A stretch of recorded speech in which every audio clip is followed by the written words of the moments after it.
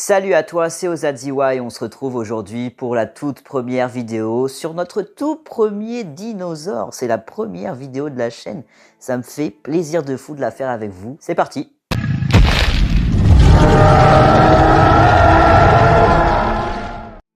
Le Tyrannosaurus Rex. Aujourd'hui, nous allons voyager ensemble il y a 68 à 65 millions d'années, à la fin du Crétacé et plus précisément au Maastrichtien, dans ce qui est l'actuelle Amérique du Nord, mais également en Chine et en Mongolie, pour faire la rencontre du Tyrannosaurus Rex.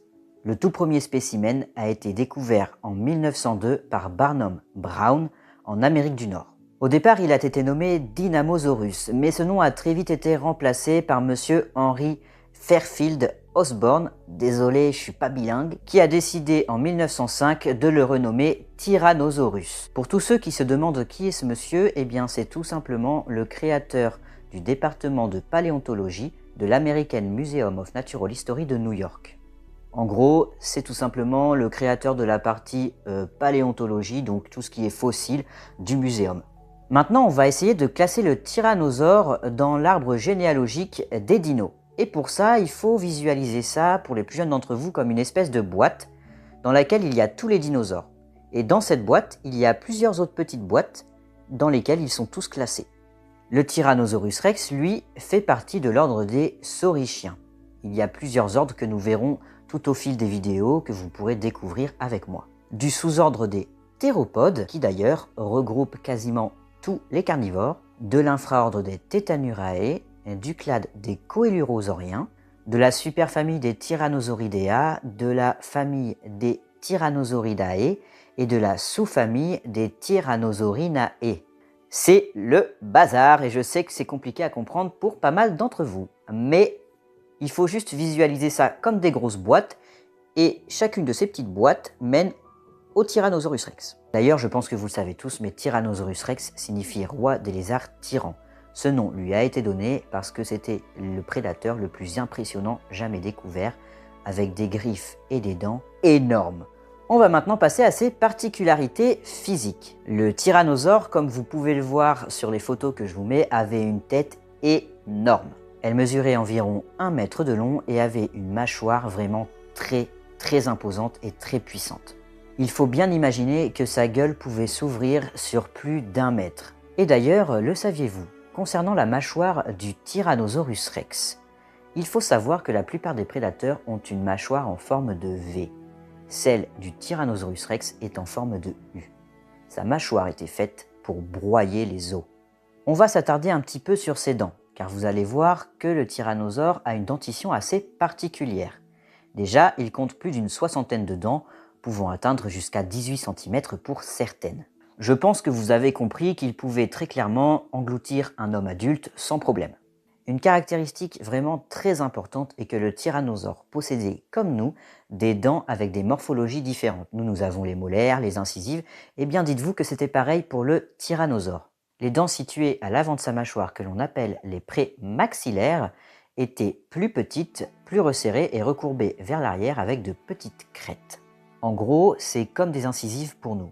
Les autres sont plus robustes, plus espacées, mais gardent toujours ces petites crêtes à l'arrière. Les dents de sa mâchoire supérieure étaient bien plus grandes que celles de sa mâchoire inférieure, mais si vous avez vu Jurassic Park, je pense que vous savez déjà. Le saviez-vous? La plus grande dent de prédateur retrouvée à ce jour mesurait 30 cm de sa pointe jusqu'à sa racine. Eh bien, cette dent appartenait à un Tyrannosaurus Rex. Contrairement à ce qu'on peut voir dans Jurassic Park, la langue du tyrannosaure ne se relevait pas. En définitive, elle restait collée au fond de la bouche, comme pour les crocodiles par exemple. La vue du tyrannosaure est loin de celle que l'on nous présente dans les films. Il n'avait pas une vision basée sur le mouvement et il avait un odorat surdéveloppé.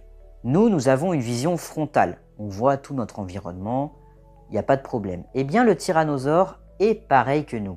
Il avait une vision frontale également, comparée à la plupart des autres prédateurs qui ont une vision latérale.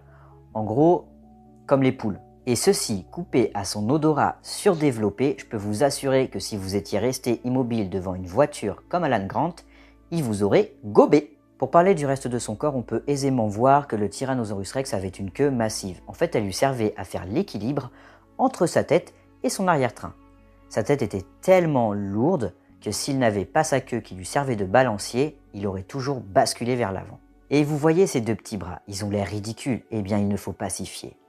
Ils sont vraiment très robustes, et quand je vous dis qu'ils le sont, c'est pas une blague, ils pouvaient soulever jusqu'à 250 kg avec. Voilà, je pense que ça vous calme. C'était un prédateur qui était donc très imposant de par sa mâchoire, sa carrure impressionnante, sa queue énorme, mais pas seulement, il avait une taille assez impressionnante. Il mesurait 12 à 14 mètres de long pour 5 à 6 mètres de haut et un poids pouvant aller jusqu'à 7 tonnes. Il faut savoir que le tyrannosaure est loin, vraiment très loin de ce qu'on nous décrit dans les films, comme je vous l'ai déjà dit. Pourquoi? Parce qu'on nous dit qu'il courait à plus de 40 km/h. C'est complètement faux. Le tyrannosaure courait à seulement 25 km/h d'après les scientifiques, avec des enjambées de 3,75 mètres. Bon, c'est déjà très impressionnant, on va pas se mentir, mais on est loin des 40 km/h. Ils ont également démontré qu'il pouvait marcher durant toute une journée à plus de 8 km/h. Autrement dit, son territoire pouvait s'étendre sur des milliers de kilomètres. Les pattes arrière, on va en parler un petit peu mais très brièvement, étaient massives et comprenaient non pas 3 mais 4 doigts, avec bien évidemment d'immenses griffes, sinon ça ne pourrait pas être un prédateur digne de ce nom. À ce jour, leur mode de chasse n'a pas été vraiment démontré.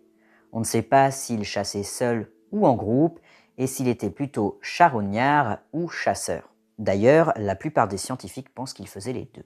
En octobre 2011, certaines avancées ont été faites permettant de mettre en avant que la masse corporelle du tyrannosaure pouvait être jusqu'à 30% plus élevée que ce qu'on pensait. Je ne vous en ai pas parlé jusqu'à maintenant, mais il y a eu plusieurs squelettes de tyrannosaures qui ont été retrouvés et un qui est complet, celui de Sue qui repose au Muséum d'histoire naturelle de Chicago. Et bien après étude, ce spécimen ne pesait non plus 7 tonnes mais 9 tonnes, ce qui est énorme. Et maintenant je vais vous poser une simple petite question. Selon vous, comment on fait la différence entre un mâle et une femelle tyrannosaure? Eh bien moi, j'ai la réponse. Les scientifiques ont découvert deux types de morphologie. Il y a la morphologie dite robuste et celle dite gracile. Selon les scientifiques, la morphologie dite robuste appartiendrait aux femelles. Pourquoi? Eh bien tout simplement car le pelvis était très large, laissant supposer que c'était pour les œufs. Pour ceux qui ne savent pas ce qu'est le pelvis, eh bien c'est tout simplement l'équivalent chez nous du bassin. Voilà. Et comme les femmes mettent les bébés au monde, leur bassin est souvent plus large. Eh bien, chez les tyrannosaures, c'était supposément pareil.